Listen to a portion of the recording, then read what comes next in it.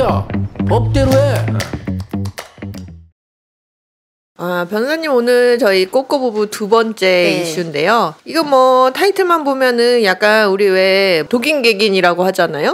그런 것 같은데 타이틀이 이래요. 게임에서 다른 남자와 결혼한 아내, BJ 큰손 역할을 한 남편, 이혼의 책임은 이래요. 네. 부부예요. 부부인데 이제 이 아내가 몇 달 전에 이제 남편의 카드 결제 내역을 보고 깜짝 놀란 거예요. 왜요? 유명 인터넷 방송 여성 게임 BJ, 그러니까 게임 이렇게 보고 중계해주고 하는 그 여성 BJ A 씨에게 이 남편이 매달 수백만 원을 후원을 했던 거예요. 매달 수백만 원이요? 네. 그 큰손 노릇을 해왔던 사실을 알게 됐는데 이제 이 아내는 남편에게 몸만 함께 나랑 있는 거지 정신 온통 그 BJ에게 팔려 있는 거 아니냐, 이거 바람 피우는 거나 다름없다, 이러고 이제 분통을 터뜨렸죠. 아이고 근데 또 이 남편은 실제로는 그 BJ를 만난 적도 없대요. 개인적으로 연락한 적도 없다.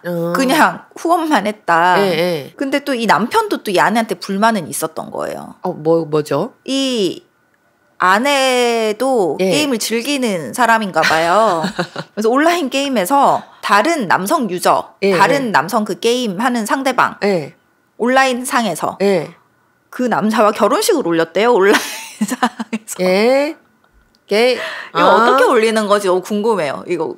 뭐 이런 약간 게임을 하는 커뮤니티 내에서는 이런 약간 문화 같은 게 있나 봐요. 아바타끼리 결혼을, 아바타 너무 옛날 사람인가요? 요새도 아바타가 있어요? 게임 아바타 이런 게? 너무 옛날 사람. 뭐 하여튼 자기가 사용하는 그런 캐릭터 같은 게 있겠죠? 그런 것끼리 이제 막 결혼식을 올리는 뭐 그런 게 있나 봐요. 결혼식도 올리고 1년째 이 게임상의 그 남편과 다정하게 채팅을 나누는 걸 이 남편이 알고 있었던 거예요. 그래서 이제 본인도 나는 이렇게 있는데 날 놔두고 당신이 막 그 다른 남자랑 게임만 하고 채팅하고 심지어 결혼도 했잖아. 이게 지금 막 난장판이네요. 이게 진짜 난장판이죠. 네. 이 되게 참 신박한 난장판인 것 같은데. 그러게요. 결국 이제 서로가 불륜 저질렀다고 탓하던 부부는 이제 결국 이혼을 결정을 하고. 서로가 서로한테 서로 비난하는 거예요. 근데 이게 뭐 아내분도 이 온라인 상으로만 결혼을 하고 뭐 이렇게 한 거라면 이게 진짜 황당한 게 이 부부가 둘 다 외도는 했으나 각자의 그 외도 상대를 대면한 적은 없는 것 같아서 그런 것 같죠 지금.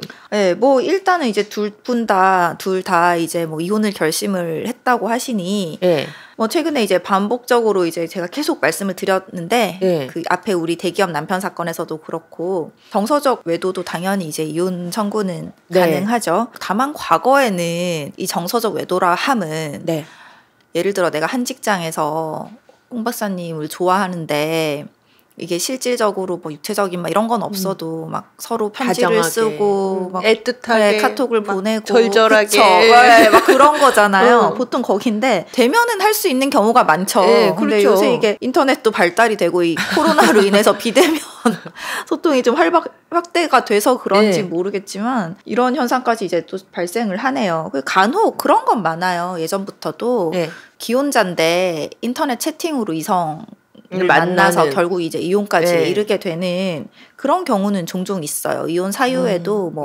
아내가 매일 밤마다 인터넷 채팅으로 어떤 남자랑 대화를 하고 뭐 이런 경우 주장하시는 경우 되게 많거든요. 그래서 어쨌든 뭐 정서적 외도가 민법상의 이혼 사유가 되는 것은 명백하죠. 그러니까 사실은 우리가 부부관계라는 게 두 사람 간의 깊은 어떤 신뢰 그리고 애정 이게 이제 그냥 근간으로 하는 거잖아요. 이건 베이스잖아요. 그거를 흔들리게 하는 일체의 행위는 사실은 외도라고 볼 수 있다라는 거죠. 정조 의무에 충실하지 않다는 거죠. 이 정조 의무라는 게 민법상의 정조 의무는 육체적, 정신적 둘 다를 얘기를 하는 거거든요. 이게 그러면 어떻게 기준이 뭐냐라고 했을 때 연인 간에 흔히 할 수 있는 정도의 어떤 애정 표현을 주고 받는다. 사랑해, 자기야, 보고 싶어, 그리고 뭐 호칭.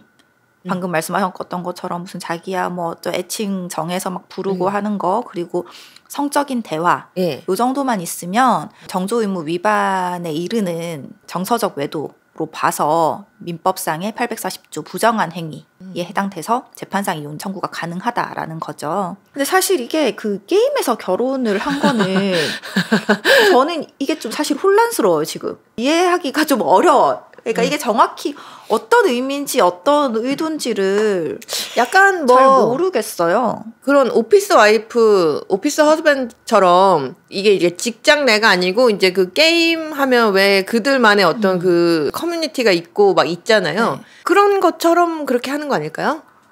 그런 건지. 그런데 이 아내분이 또 그렇게 치면은 자기는 딴 남자랑 결혼까지 했으면서 이 남편이 돈 좀 쓴 걸로 엄청 막 화가 났죠. 화가 났잖아요. 예. 그러니까 이 아내분은 진짜 뭐 이거는 내 일종의 취미 생활이고 심지어 이거는 내 뭐 돈을 쓰는 것도 아니고 인터넷에서의 내 부캐고 내 본캐는 따로 나 그냥 이거는 소꿉놀이 하듯이 그런 건데 이렇게 생각을 하는 건지. 그래서 이 정확하게 게임에서 결혼을 했다라는 것 제가 지금 딱 와닿지가 사실 않아서. 그러니까 막 그럴 수 있어요. 그 왜 이제 여러 명이 하는 게임 같은 경우는 뭐 길드 뭐 이런 것도 있고 이렇게 막 이렇게 다른 팀이랑 이렇게 막 팀전으로 게임을 한다든지 막 이러잖아요. 만약에 뭐 우리가 부부야 이렇게 하면은 얘네는 계속 붙어 다니는 거예요. 게임 할 때도. 왜 우리는 부부니까. 그러니까 저는 거기까지 생각하면은 그렇게 또 그게 심각한 것 같지는 않거든요. 그냥 팀플을 하는 거잖아요. 쉽게 말해서. 팀 내에서도 우리는 좀 더 각별한 두 사람만의 뭔 결속이 있어라고 하고 그 나머지 구성원들도 마치 이들이 커플인 것처럼 부부인 것처럼 그렇게 이제 그 대우나 취급을 해주고 그런 거죠. 그러니까 이제 이 아내분은 좀 그거에 대해서 심각하게 생각하지 않았던 것 같아요. 그래서 서로 지금 서로의 그러니까는 자기가 먼저 화를 내고 막 이렇게 하는 것 같은데 어쨌든 그 정상은 아니죠. 정상은 아니죠. 이 둘 다. 예, 가정이 지금 있는 또 사람들이 이렇게 다른 이성에게 다른 배우자의 어떤 동의 없이 매달 수백만 원에 달하는 금전적 지원을 한 것도 혼인을 계속 지속시킬 수 없는 중대한 사유에 해당이 돼서 이혼 사유가 될 것이고 이 아내분도 게임으로 결혼을 했든 어쨌든 그게 뭐 어떤 의미든 그런 걸 떠나서 특정 남성과 1년째 지속적으로 뭐 다정한 인터넷 채팅을 하고 이것만으로도 충분히 이혼 사유는 당연히 해당이 되는 거기 때문에 처음에 박사님 말씀하셨던 것처럼 독인객인이나 이 남편 같은 경우는 지금 BJ한테 거의 막 매달 수백만 원을 줬으면 가정 내에 쓰는 또 그런 금전적인 부분에 조금 어려움도 있었을 것 같아요. 일단 그 부부간에 이제 이혼 사유들이 이제 쭉 나열돼 있잖아요. 혼인을 계속할 수 없는 중대한 사유에는 신뢰의 문제가 포함이 돼 있어요. 그래서 돈을 어떻게 운용하고 하는 것들은 양 배우자가 어느 지점까지는 충분한 합의를 통해서 이제 이루어져야 되는 건데 뭐 구체적으로 이 가정 내 소득이 얼마 정도고 이런 건 제가 알 수 없지만 객관적으로 봤을 때도 한 달에 수백만 원은 굉장히 큰 돈이죠. 그렇죠. 근데 그거를 개인적인 그런 덕질인가요? 이것도 뭐 그런 걸 위해서 뭐 몇백만 원씩 사용하는 거는 일단 신뢰관계에 큰 문제를 일으킬 수 있는 거고 그렇다면 이제 혼인을 계속할 수 없는 중대한 사유에 당연히 해당될 수 있을 것으로 보입니다. 그러면은 남편은 이 기타 혼인을 계속하기 어려운 중대한 사유에 해당이 되고 아내 같은 경우는 부정한 행위에 해당이 되고 이렇게 되겠네요. 그러면은 아내는 부정행위잖아요. 만약에 이 남편이 아내의 그 게임 허즈밴드, 게임 신랑 그것도 상간남이죠. 상간남 되겠네요. 그럼 만약에 그 아내 게임 남편이 이 아내가 현실에서는 남편이 있는 여자다 이렇게 알고 있었으면은 당연히 상간남 청구를 할 수 있죠. 상간남에게 손해배상 청구를 할 수 있는데 그러니까 그게 제일 중요해요. 그러니까 이 사람은 내가 만나본 적도 없고 이 여자가 자기 유부녀 아니라고 했는데 내가 어떻게 알 거냐라고 당연히 그렇게 얘기를 할 거잖아요. 그럼 이제 이 남편분은 그 어떤 채팅 내용이라든지 이런 거를 좀 면밀히 객관적으로 보시고 이런 대화도 했었잖아. 이제 이런 게 입증이 좀 돼야 되는 거죠. 그럼 또 입증의 문제가 있네요. 입증의 문제가 좀 있죠. 아이고 참 별일이 다 있습니다. 별일이 다 있네요. 이 지금 어찌 보면은 이 부부의 각각 그 상대방은 다 지금 현실에는 없는 존재잖아요. 맞아요. 게임 남편, BJ 대면해본 적 없는 상대들인 거죠. 네, 그럼에도 불구하고 현실 부부 생활에 이렇게 결국은 문제가 생긴다면 그쵸. 이것도 이혼 사유가 이제 된다. 이게 진짜 좀 큰 문제인 것 같은 게 객관적으로 보면 명백한 이혼 사유임에 분명한데 본인들이 대면한 적이 없어서 이거에 대한 심각성을 못 느끼는 거예요. 그런가 봐요. 지금 서로가 서로한테 막 네가 잘했니, 내가 잘했니 막 이러고 내가 있잖아요. 실제로 혼인신고를 한 것도 아니고 그냥 게임할 때 뭐 좀 결혼한 건데 팬으로서 조금 선물한 건데 이렇게 생각을 하는 거죠. 지금 둘 다. 그러네요. 그러니까 그냥 어떤 경우를 막론하고 내 행위가 내 배우자에게 어떤 심적인 고통을 초래를 한다라고 하면 그거는 내가 배우자로서의 어떤 의무와 역할을 제대로 못한 거다. 그냥 이렇게 생각하시면 좋을 것 같아요. 그러네요. 그래서 이렇게 좀 오늘은 독특한 사례 한번 살펴봤습니다. 맞습니다. 감사합니다. 하셨습니다. 원장님 오늘 우리 꼬꼬부부 3번째 녹화하고 있는데요.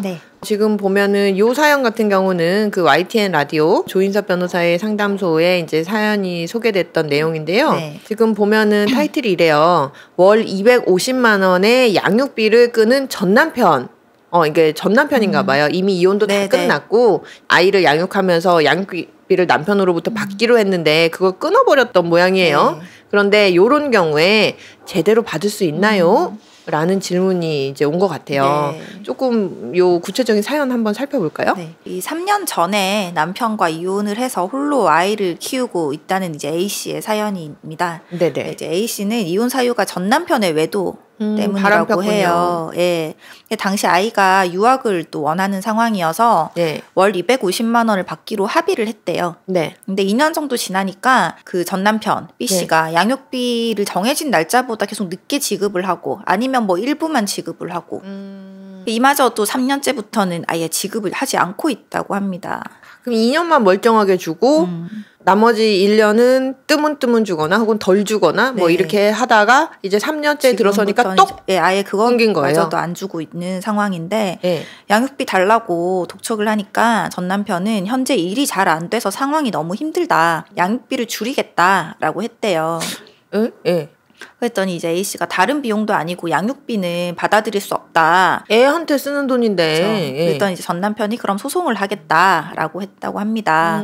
그래서 이제 이 아내분은 이미 협의가 이루어진 양육비인데 액수를 줄여달라고 다시 소송을 제기할 수 있는 거냐라고 하는 게 이제 이 사연의 내용입니다. 그렇네요. 저도 궁금하네요. 이 지금 사연자분은 이미 다 모든 게 정리가 됐어요. 그렇죠? 3년 전에 이혼도 하고 양육비도 아이도 내가 키우기로 하고 남편이 250만 원 주기로 하고 다 끝났는데 이제 와가지고 이거를 조금 뭐 바꾸는 그런 게 법적으로 가능하냐 요게 궁금하신 모양이에요. 일단 양육비 같은 경우는 증액의 소송을 할 수도 있고요. 그리고 또 그 양육비 채무자에 의한 감액 소송도 가능은 해요. 아 그래요?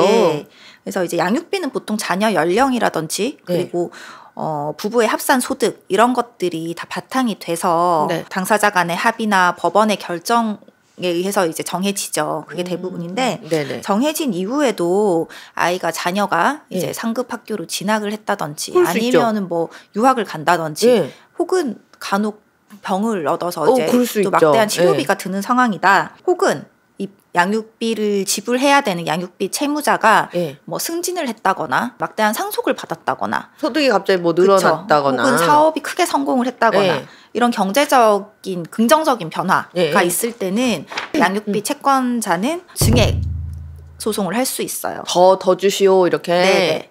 근데 또 반대로 양육비 채무자가 부도를 한다든지 망했어요. 사업이 망했다든지 아니면 실직을 했다든지 이렇게 돈 나올 데가 없고. 그쵸. 경제적으로 상황이 급격하게 악화가 돼 있으면 감액 청구도 가능하죠. 그러면은 애가 아파요. 병원비가 좀 많이 든다 이렇게 하면은 증액 신청은 내가 청구는 이제 내가 해야 되는 거고 만약에 애 아빠가 돈을 주는데 실직했어요.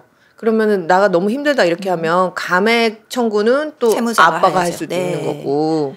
근데 이제 이 가맥 같은 경우는 이 양육비를 받는 자녀의 전제 조건이 미성년의 자녀란 말이죠. 그렇죠. 그러니까 아직 성인이 되지 못했잖아요. 네네. 그러니까 결국은 이 양육비라는 게 자녀 복리랑 직접적으로 연결이 되는 부분인 그렇죠. 거예요. 애한테 딱 들어가는 돈이니까요. 그렇죠. 그래서 가맥이 참 받아들여지기가 사실상 어려워요.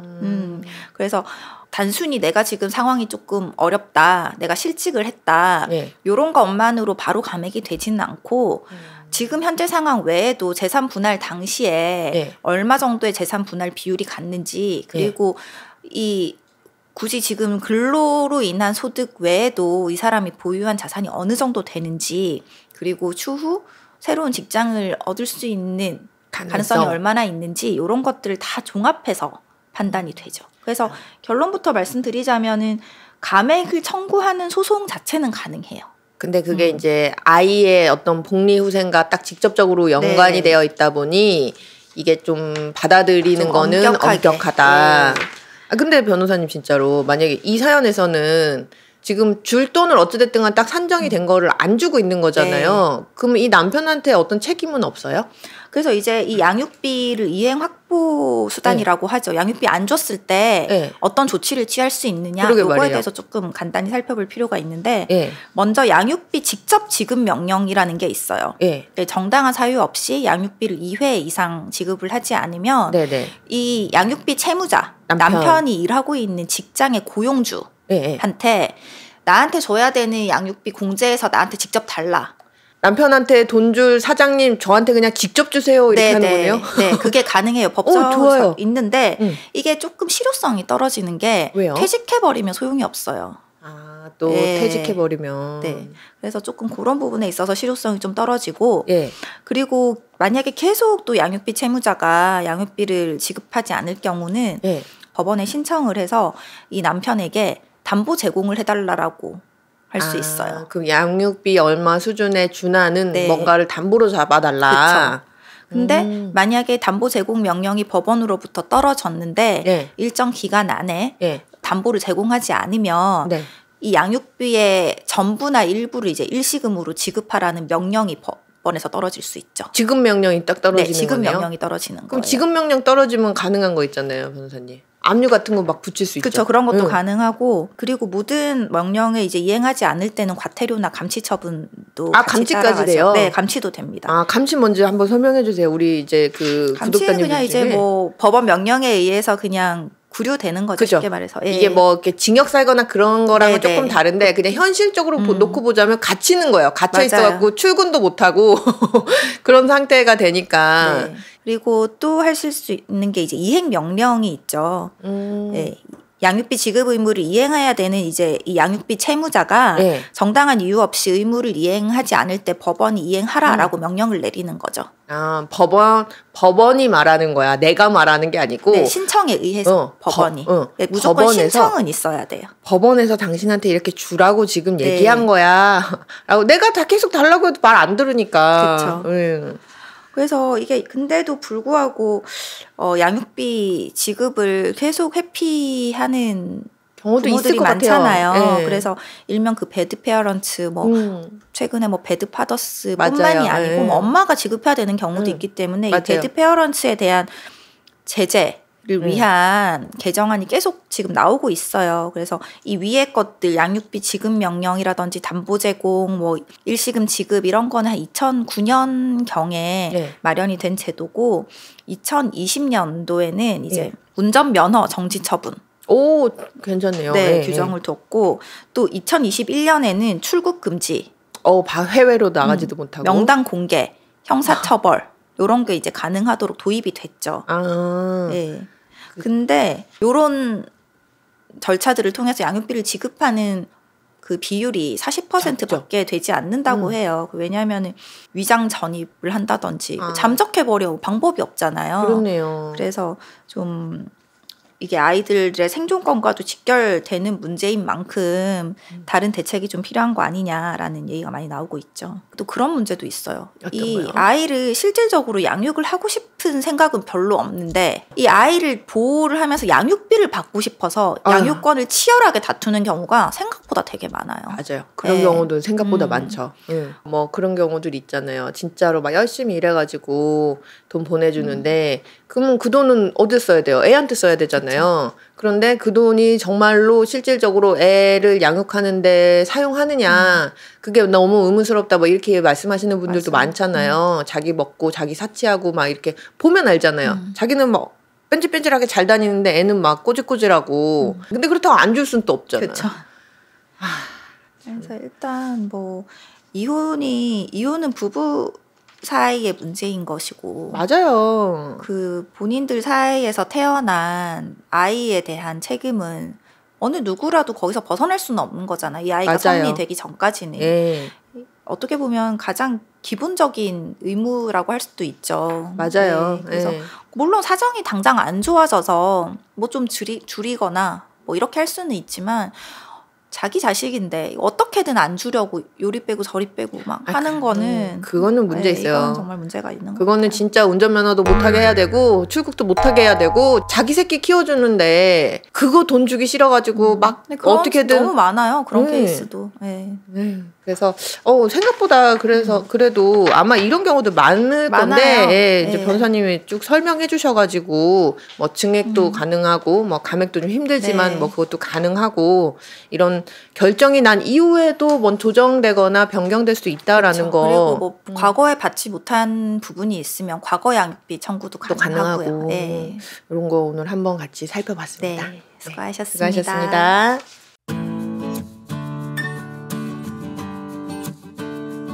변호사님 오늘은 우리 이제 꼬꼬 부부 이제 지금 살펴보려고 하는데 지금 이 이슈는 우리 여태까지 꼬꼬 부부에서 좀 안 다뤄봤던 이슈인 것 같아요. 조금은 좀 민감한 부분일 수도 있을 것 같고 타이틀이 이래요.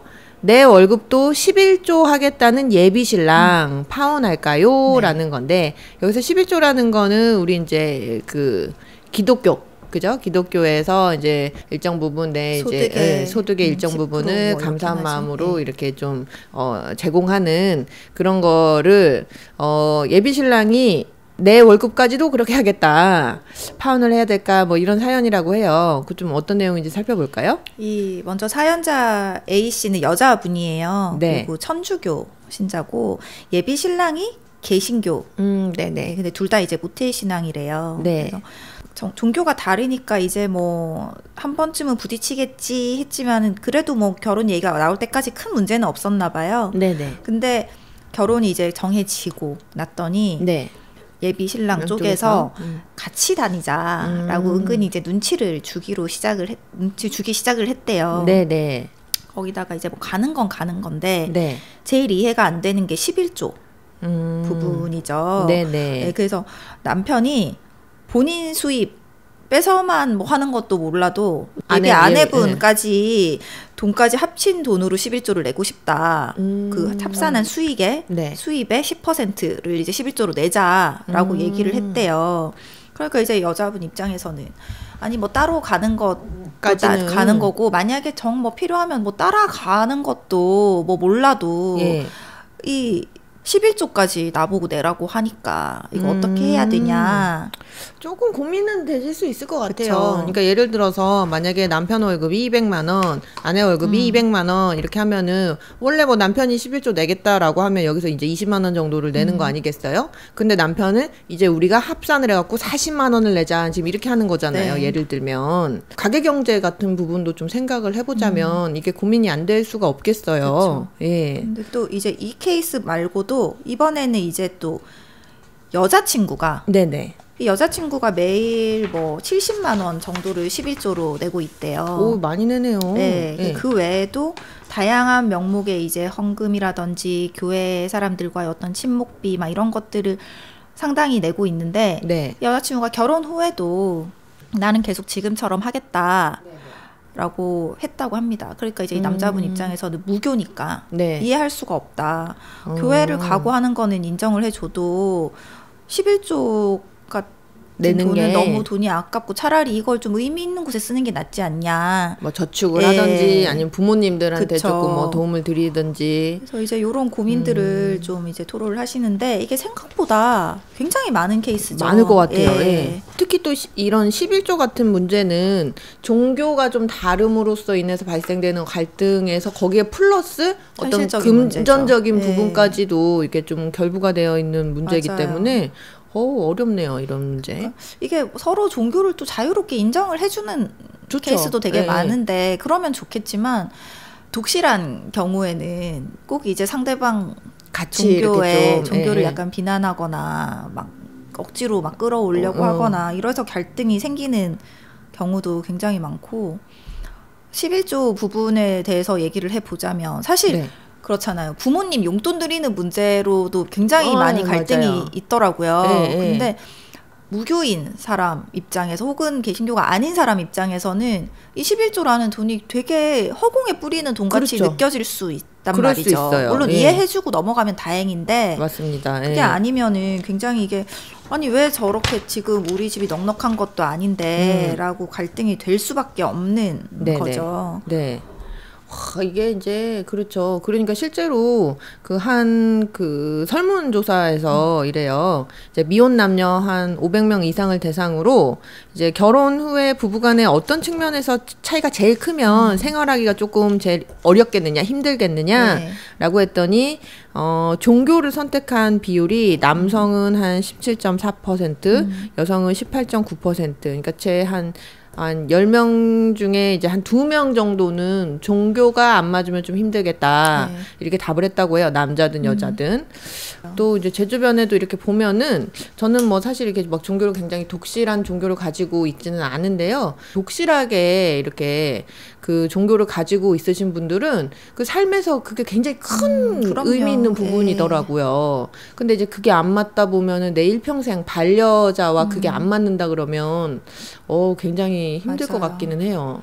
이제 뭐 각자 또 요새는 뭐 부부 별산제도 많잖아요. 각자 번 소득으로 일정 부분 같이 저축하고 나머지는 알아서 뭐 사용하고 하는 경우도 있는데 이런 경우는 뭐 또 본인이 이제 운용 가능한 범위 안에서 11조를 하든 헌금을 하든 크게 문제가 안 될 수도 있는데 만약에 그렇지 않으면은 늘 꾸준하게 규칙적으로 나가는 어떤 지출이라는 거는 부부 쌍방의 합의가 있어야 되는 부분이잖아요. 근데 이제 이런 부분을 일방적으로 당연히 강요를 할 수는 없는 거고 맞습니다. 결혼 전에 이런 부분에 대해서 너무 의견의 일치가 되지 않는다고 한다면 뭐 파혼을 하시라는 게 아니지만 최대한 좀 조율을 하셔서 진행을 하시는 게 좋을 것 같아요. 이게 꼭 이런 중요한 특히 매달 이렇게 지출 관련된 부분에서 합의가 안 되면 이게 결혼 후에도 계속 문제가 되더라고요. 맞습니다. 그래서 말씀하신 것처럼 아무리 부부라고 할지라도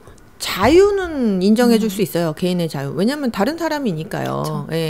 다만 이제 이 공동체 지금 생을 살아가는 공동체로 엮이는 거잖아요. 부부라는 게. 그러다 보면은 두 사람의 의견이 합의가 돼서 진행돼야 되는 부분을 일방이 강요하는 건 그거는 그게 어떤 주제라고 하더라도 그건 잘못된 거라고 생각이 들어요. 제가 이게 뭐 별게 얘기긴 하지만 우스갯소리지만 누가 게시판에 질문을 올린 거예요.